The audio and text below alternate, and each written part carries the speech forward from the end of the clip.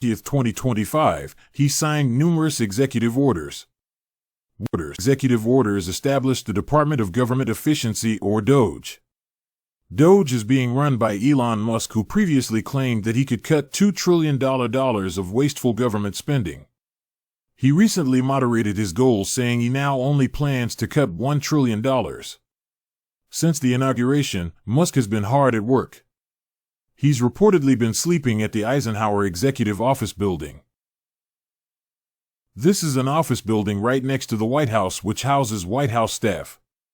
This is DOGE's official Twitter account claims that it has been cutting $1 billion of government spending every day, mostly by stopping the hiring of unnecessary positions, deletion of DEI programs, and halting improper payments to foreign organizations. Perhaps the single biggest action DOGE has taken is the shutdown of the U.S. Agency for International Development, or USAID. They are reported planning to lay off substantially all of the agency's 10,000 employees. This begs a few questions. Does DOGE have the authority to dismantle entire government agencies? If so, how many will they dismantle? And what impact will this have on the functioning of the federal government? When researching for topics like DOGE, it's very difficult to find out what's going on because there's so much bias in mainstream media. That's why I use Ground News, who is also the sponsor of today's video. They are a website and app. They gather news from around the world in the entire political spectrum. This allows you to compare the coverage and verify information. So, for example, check out this story on a federal judge blocking DOGE from accessing Treasury Department data. Ground News gives over 300 headlines about this story, with about 40% coming from left-wing sources and 20% from right-wing sources. Most of the headlines are what you'd expect. You can also find some pretty surprising perspectives. There's this one from the left-leaning LPS saying Donald Trump and Musk puppies dynamite the system from within. They're alluding to the fact that many of DOGE's employees are young people who Musk hired. We'll discuss this issue in depth later. The right-leaning Fox News says the judge's hopelessly ambiguous order barring DOGE from Treasury sparks concern that Trump's Treasury Secretary Scott Bessent may also be locked out.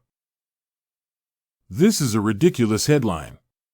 The DOGE staffers lack security clearances to access sensitive Treasury data, as Treasury Secretary Scott Bessent has all the relevant clearances and can access all the data. Another really cool feature is a Ground News interactive map, which is available in their app. It shows you a globe. You can move around and see breaking news stories from different parts of the world. Ground News has been an invaluable tool helping me understand the full perspective on complex and controversial topics, and now I'm giving my viewers 40% off this unlimited access plan, which you can get by scanning the QR code or going to Ground News/WSM. And now back to the video. If we look at the executive order establishing DOGE, it's not actually a government agency. Creating a new agency would require an active Congress. DOGE is an informal agency that doesn't have any power of its own.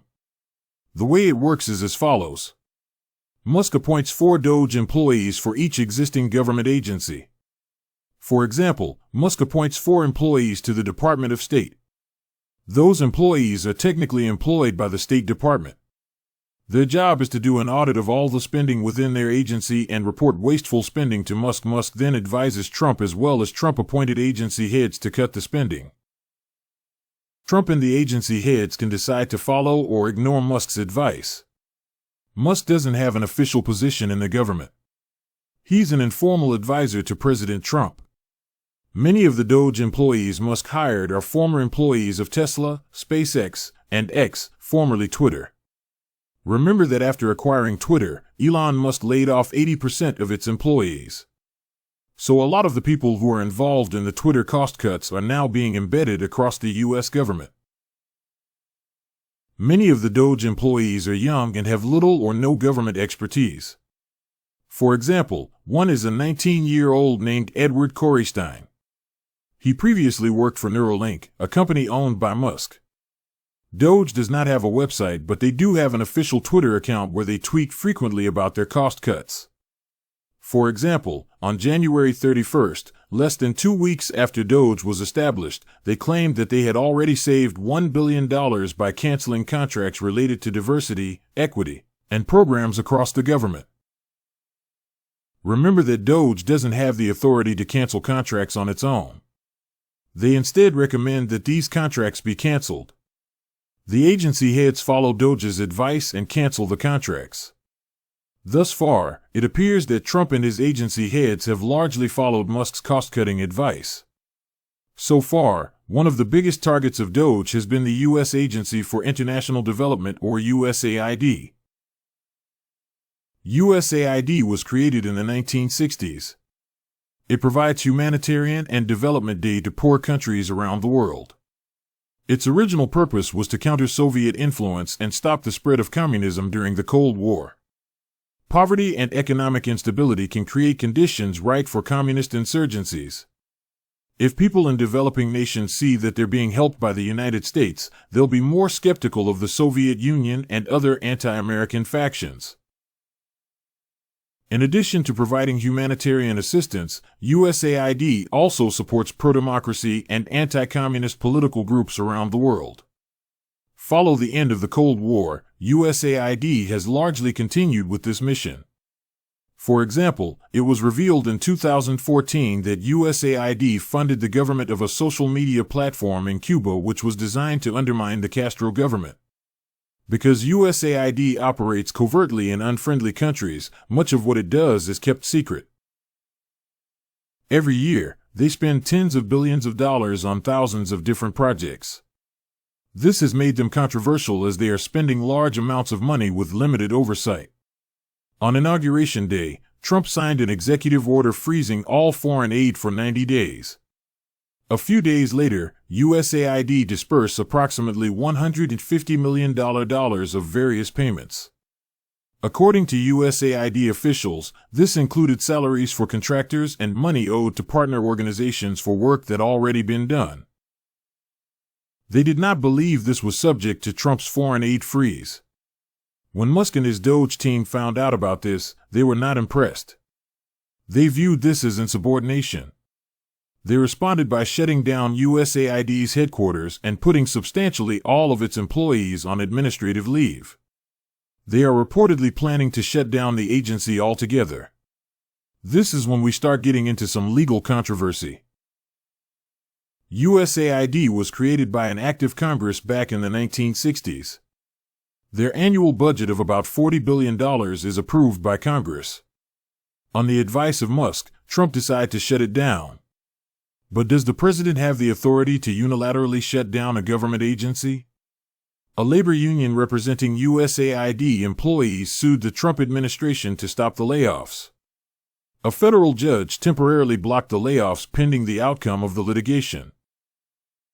When Congress appropriated funding for USAID in 2020-4, they required that the State Department must consult with Congress before reorganizing USAID, including by downsizing it. The president may not have the authority to conduct mass layoffs at USAID. This will have to be decided in court at a later date. In the meantime, Trump is not allowed to lay off these workers while the judge blocked Trump and Musk from laying off USAID staff. He declined to intervene in Trump's decision to halt foreign aid payments. For the time being, the workers can't be laid off. But they also can't disperse any aid because that has all been frozen. So they're just sitting around doing nothing. For the current fiscal year, Congress appropriated $40 billion for USAID. This means USAID can spend at most $40 billion. But what if the president decides he only wants to spend $30 billion? Or if he decides to spend nothing at all? Is the president required to spend the entirety of the allocated budget? Historically, this hasn't been much of an issue because previous administrations have always spent all or at least almost all the money that has appropriated. This includes Trump's first administration. So, there's not a whole lot of precedent to look at. Now that Trump and Musk are trying to unilaterally cut spending, the powers of the presidency will need to be clarified in court. The most analogous situation I could find happened during the Nixon administration. In 1974, Congress passed the Federal Water Pollution Control Act. This allocated federal money to municipal governments across the country to subsidize the construction of public sewer and water treatment works. Nixon opposed this legislation and vetoed it. But Congress overrode his veto and the law was passed. The funds were supposed to be dispersed to the Environmental Protection Agency. Nixon told his EPA director to not disperse the full amount of funds that were appropriated. Specifically, the law stated that the EPA was to disperse up to $5 billion in 1973. Nixon decided he would only spend $2 billion. New York City was one of the beneficiaries of this program. They sued the Nixon administration saying that the full amount of the appropriation should be paid. The Supreme Court ultimately sided with New York City. They basically said that because the law was passed by Congress, the president is required to comply. The Federal Water Pollution Control Act effectively created an entitlement for the municipalities. New York City was entitled to receive funding. When Nixon gave them this funding, they had grounds to sue. The situation with USAID is not so clear. Congress appropriates $40 billion to be spent on humanitarian aid, pro-democracy initiatives, etc. It's all very vague. So the president potentially has more leeway to not spend the money. This issue will almost certainly make its way up to the Supreme Court. Of the 9 Supreme Court justices, 3 were appointed by Trump during his first term. 6 were appointed by Republican presidents. The conservative tilt make the court more likely to side with Trump.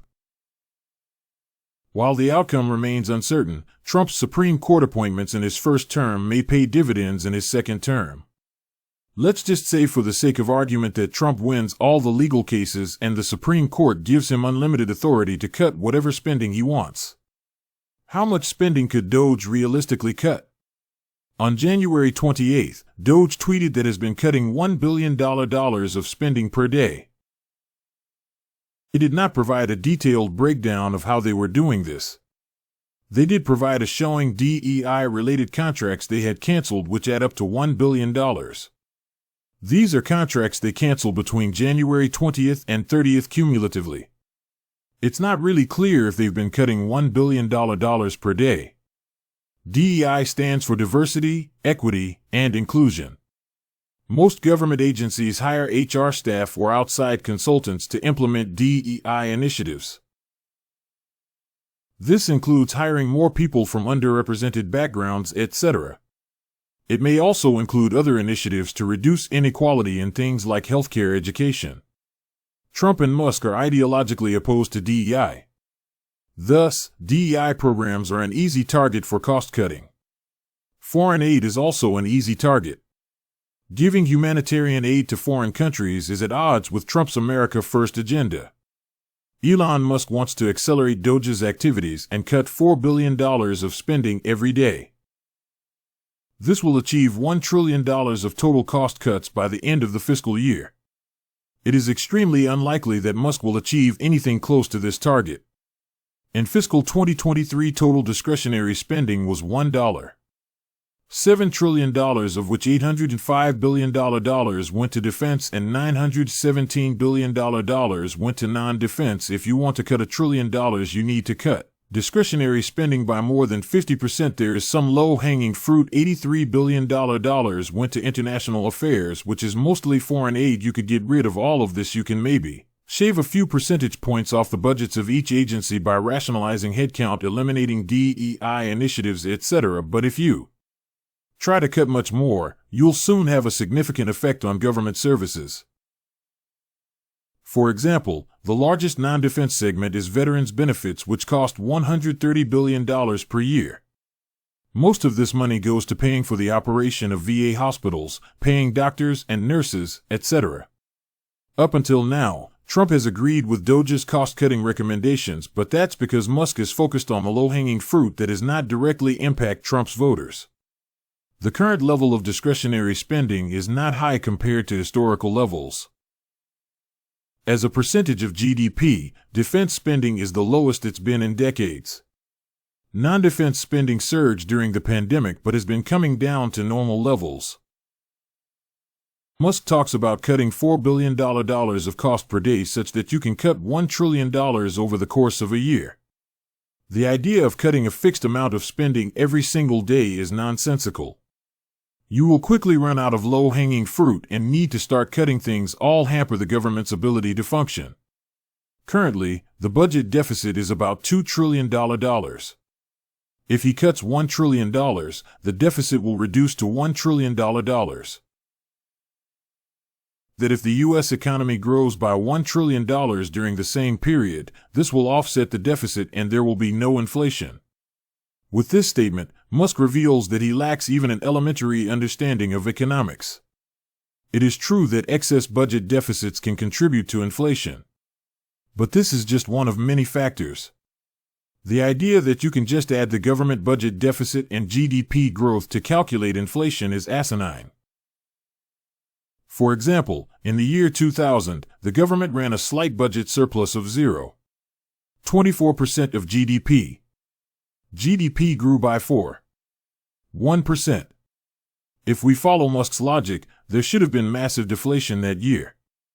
In reality, the inflation rate was very high at approximately 3.5%. The bubble created an economic boom resulting in strong economic growth and high inflation. Let's look at another example in 2009. To combat the financial crisis, the government implemented SIMU programs which caused the budget deficit to surge to 1.4% of GDP. The economy contracted by 2.6%. According to Musk's logic, you would expect to see high inflation. But the opposite was true. Consumer prices declined by 0.4%. This deflation was caused by weak consumer spending during the recession. It's scary to think that Musk, someone with almost zero understanding of economics or government affairs, now has so much influence over the new administration. Alright guys, that wraps it up for this video. What do you think about Doge? Let us know in the comment section below. As always, thank you so much for watching and we'll see you in the next one. Wall Street Millennial signing out.